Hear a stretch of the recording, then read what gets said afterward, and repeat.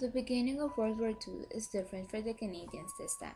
Canada now is an independent country and can decide whether they will join the war or not. Prime Minister King did not support the idea of Canada being involved again in another world conflict. But through the peer pressure of the Conservative Party and the royal couple rallying for support, Canada declared war against Germany on September 10, 1939. Though the memories of World War I were still fresh for many Canadians, Canada still had no trouble finding volunteers. In September alone, over 58,330 people volunteered for service. Some were attracted by the private pay of $1.30 a day, and many still felt strong ties with Britain, but others came forward with a sense of newfound national pride.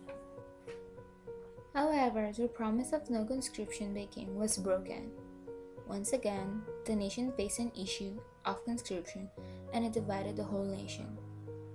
King at first passed only the NRMA Act, where it allows conscripts only for home defense, but the issue of overseas conscription was still a problem. King resolved into setting a plebiscite where he gets the opinions of Canadians. Majority agreed upon the overseas conscription, except for the Quebecers. It was not later till 1944 where conscripts were sent overseas, because King wants them to volunteer instead. Not all went peacefully. Some refused to leave, and there were riots. Only 2,643 Canadian conscripts reached the front. With the declaration of war, the Canadian government got immediately involved in the planning and control of the economy. Canada set a total war, which means to do whatever it takes to gear up the economy and to meet wartime demands. Industries were told to produce more and manufacture goods they never made before. Soon, Vancouver was building ships for the Navy. Canada's core industries were producing military vehicles and tanks. Even farmers were told to produce more wheat, beef, and other foods. The economy was boomed by the declaration of total war. Rural areas become industrialized and more people are having more money to spend. This then led to an inflation. There are less goods that is able to be bought, for everything was being shipped outside. By 1942, Canadians were receiving rations. Before long, there was a shortage of labor, and just like World War I, women took the places of men and worked as drillers, welders, and operators. Rosie the Riveter became a popular nickname for these working women. However, women were still not allowed to join the combat, and most single women were prioritized to enter the workforce for they get less family obligations. Meanwhile, in the war zone, Canadians were anxious to participate. When the Battle of Atlantic broke out, Canada's contribution was very remarkable. Britain was completely dependent on food and military supplies from Canada and US. The Allies traveled in convoys to protect the cargoes, but the German U-boats continued to destroy them. And so Canada started building small warships called corvettes, which helped the Allies big time, especially when Britain cracked the German naval code. Like the naval force, the Air Force too grew quickly after the war began. They participated in one of the most controversial missions of the war, bombing over Germans. The mission required no mercy and to bomb any German on sight. The Allied success in Rome was followed by the biggest Allied invasion of the war. On June 6, 1944, known as the D-Day, the Allies launched Operation Overlord, where the goal is to fully conquer Europe. Every country was given a part, and Canada was given a separate task, the liberation of Netherlands.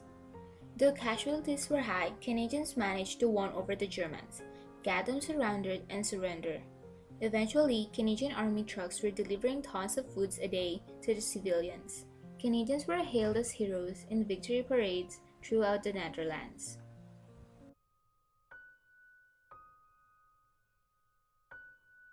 World War II is no different with World War I in terms of social and racial discrimination.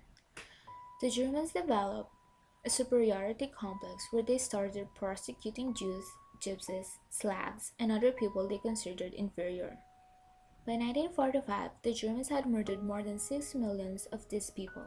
This has become known as the Holocaust. Canadians were divided among the issue of Holocaust. The government found no reason to accept Jewish refugees and think that while Canada is under the state of unemployment, there will be no open door policy. The citizens, however, didn't share the anti-Semitic views of the government and rallied for a more human immigration policy. On the other hand, Canadians too have their own issue of discrimination. Many Canadians felt threatened to their security from the Japanese descent people living in the country because of the Japanese bombings in the US. Though these Japanese descent citizens already live in Canada for generations, they were suspected as spies and were forced to settle in internment camps. Later on, the government had the Japanese belongings confiscated and sold. It was not until 1988 that the federal government apologized for its actions. Discrimination was still a depressing issue that hasn't changed over the course of World War I. African Canadians weren't given ranks in the army and women weren't still allowed to join and serve into the military force. World War II, however, gave Canada again a spotlight. Canada provided major military and economic support to the Allies. During the battles at the sea, Canada helped by supplying foods and military support. By the end of the war, Canada was known as the arsenal of democracy. In the end, it was the Americans that ended the war. When the Germans were all defeated and Hitler committed suicide, there were only the Japanese left who still kept on pushing through.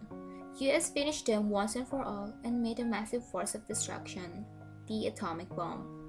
Millions of people died in Japan, and the explosion was so strong it set people right into ashes. Right then, Japan surrendered, and the World War is over.